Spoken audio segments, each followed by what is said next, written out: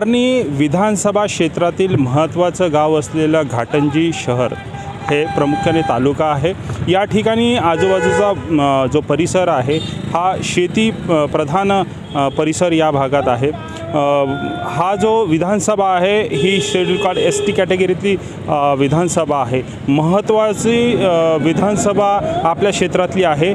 या ठिकाणी आपण या शहरात लोकसभेनिमित्त येऊन पोचलो आहे। बघूया या ठिकाणी मतदारांचे काय मत आहे, बघूया या पाणठेल्यावरती काय चर्चा आहे। दादा काय सांगाल, या ठिकाणी जे लोकसभेचं सत्र चालू आहे आणि 15 उमेदवार आहे, काय आपल्याला काय वाटतं?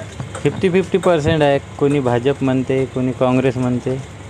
आता कसे भाजपचे जे कार्यकर्ते राहते त्यांनी भाजपच्या सीट म्हणते सुधीर भाऊ, काँग्रेसवाले काँग्रेसची सीट म्हणते प्रतिभाताई धानोरकर। विकासाचा मुद्दा कितपत योग्य वाटतो तुम्हाला? काय वाटते या भागाचा विकास झाला की नाही? झाला झाला झाला विकास झाला झाला कोणत्या कोणत्या क्षेत्रात झाला विकास? बेरोजगारी, आरोग्य, शिक्षण, पर्यावरण?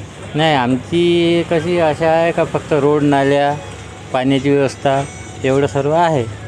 आता बाकी काही सर्व्हिस, नोकरीचा विषय आहे ते तर आमच्यासारख्याचा विषयच नाही। प्रमुख रोजगार काय इकडे? प्रमुख रोजगार काही नाही, फक्त जिनिंग आहे, शेती। हे बघा कसं आहे माहीत आहे का, उमेदवार हा कोणताही असो पण त्यांनी विकास केला पाहिजे। या विकासामध्ये कसं जसे रस्ते आहे, पाणी आहे, लोकांना दुसरं काही लागत नाही।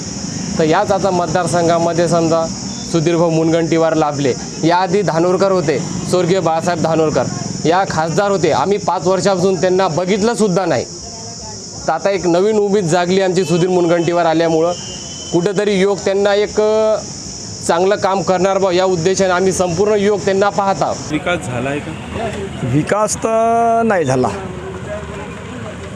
विकास नाही झाला तरी पण आता लोक धानोरकर बाईला सपोर्ट करतील असं सगळं चित्र दिसत आहे म्हणा या तालुक्याचं, घाटंजी तालुक्याचं। मला वाटते समाजाचा काही प्रभाव या हो, क्षेत्रावर समाजाचा प्रभाव होण्याची 100% गॅरंटी आहे। कारण OBC समाज आहे, त्याच्यामुळे समाज एकत्रीकरण झाल्यामुळे समाज सपोर्ट करेल असा माझा। विकासाच्या मुद्द्यावर विकासाच्या मुद्द्यावर नाही, सहानुभूतीच्या मुद्द्यावर। कोणता निवडून आपल्याला काही घेणं देणं नाही, आपल्याला काही विषय नाही, कोणी निवडून फक्त चांगले कामं करा, आदिवासीचे सुधे कामं करा। झोपडीमध्ये आम्ही जगत आहोत, आमचे घरं पाहिले तर तुम्ही काहीच नाही असे विचार करता। दादा आपल्या लोकसभा क्षेत्रात 15 उमेदवार आहे। हो, या क्षेत्राचा विकास कोण घडवू शकतो आणि तुम्हाला काय वाटतं आमच्या समस्या जर असेल? मला आता BJP जेव्हापासून आली आहे तेव्हापासून खूप विकसित होऊन राहिलं गाव पण सर्वीकडेच। ठीक आहे, आपला पूर्ण सपोर्ट BJPलाच होता, पण आता उमेदवार जसा आहे सुधीर भाऊ मुनगंटीवार ते आहे, तर 100% आपल्याला माहिती आहे का हा व्यक्ती काम करते, हा काही ना काही विकसित करतेच गाव ना। आपला सपोर्ट पुन्हा BJPलाच राहील। विकास म्हणजे नेमकं काय? नेमका गावामध्ये रोड, नाल्या, सवलती, विहिरी। या गावात शाळेची काय व्यवस्था आहे? शाळेची व्यवस्था चांगली आहे, पूर्ण आरोग्य डिपार्टमेंट आहे सकाळ संध्याकाळपर्यंत। ते नाही सांगू शकत कोण येणार आहे, का करणार आहे। काय वाटतं लोकसभेत चित्र? सध्या धानोरकर बाईचा विचार वाटत आहे। आपण कोणत्या गावचे? गलवाना। काय लोकसभेबद्दल काय मत आहे आपलं? आपल्याला आता वोटिंग तर करणं आहेच, एक चांगला उमेदवार पाहून आपण चांगल्या उमेदवारांना वोटिंग तर करावं लागेलच ना, चांगल्या वगैरे करणार। भरपूरसे मुद्दे असतात, विकास असतात, जातीचा फॅक्टर असतो, अजून कोण प्रलोभनाचा फॅक्टर असतो। काय म्हणजे कसं इलेक्शन तुमच्याकडे चालत आहे, चर्चा होत आहे? आता आपले तर आहेच, आता जे विकास चालू आहे विकास होतील, काही ना काही परिचय केलेले म्हणजे विकास केलेले आहेत सारेच। आता म्हणजे शाळेपासून आरोग्यापासून सगळ्या काही म्हणजे विकास केलेले आहे, अशी उमेदवारांनाच आपण करणार ना।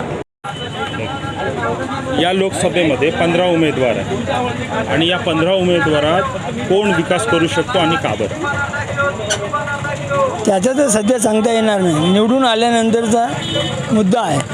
पण एक आमदारला एक जनमत हिशोबानं की बा मोदीचं सरकार जर आलं तर विकास करू शकतात। की मी फर्स्ट टाईम वोटिंग करत आहे आणि आपल्या चंद्रपूर वरियानी लोकसभा क्षेत्रामध्ये ताई की भाऊ तुमची पसंती कोणाला? ताई प्रतिभाताईला. ताईलाच का बरं? माझ्या मते त्या विकास करू शकते चांगल्या पद्धतीने. अच्छा. लोकसभेच्या निमित्तानं सर्वात महत्त्वाचा प्रश्न काय वाटतो किंवा जे 15 उमेदवार आहे याच्यापैकी आर्णी क्षेत्राचा विकास कोण करू शकतो?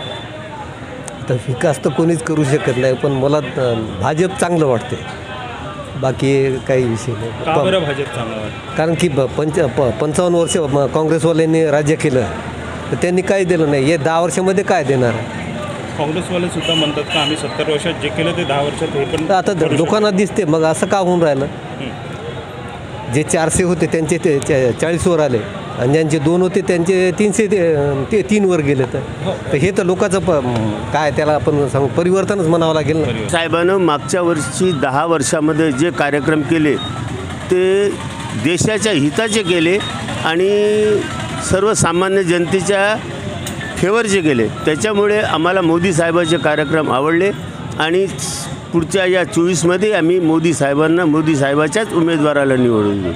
लगता है इस बार लोकसभा में जो चुनाव में 15 सीटें 15 जन यहाँ पे खड़े हैं, उनमें से लाइबल या कौन सा व्यक्ति है जो इधर का खास तौर से क्षेत्र का विकास कर सकता है, ऐसा लगता है? सर अभी कैसा बीजेपी का अभी बहुत ही है, मतलब अभी कांग्रेस का है.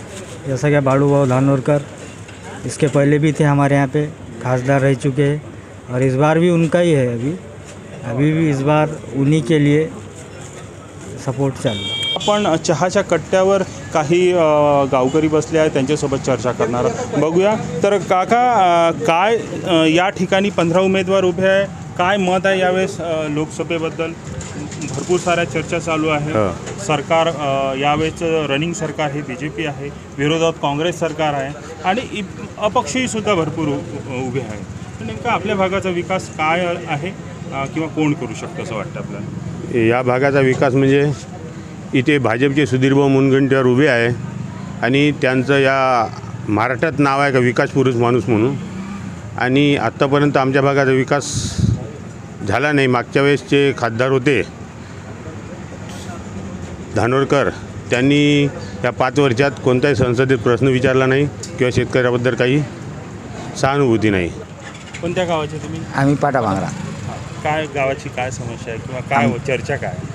चर्चा काहीच नाही, आम्ही ठरवलं आहे बा सुधीर भाऊला एकदा द्यायचं बा. अच्छा. हो. सुधीर भाऊ मुनगंटीवार. दादा, सुधीर भाऊ मुठींवा. कोणत्या गावचे तुम्ही? पाटा भांगरा. पाटाळ. दादा, मी फक्त एकच सांगतो, आमच्या इथे प्रतिभाताई धानोरकरच निवडून येणार. का बरं? कारण त्यांच्या ज्या पतींनी जे काम केलं हे लोकांना अजून काही माहिती नाही आहे.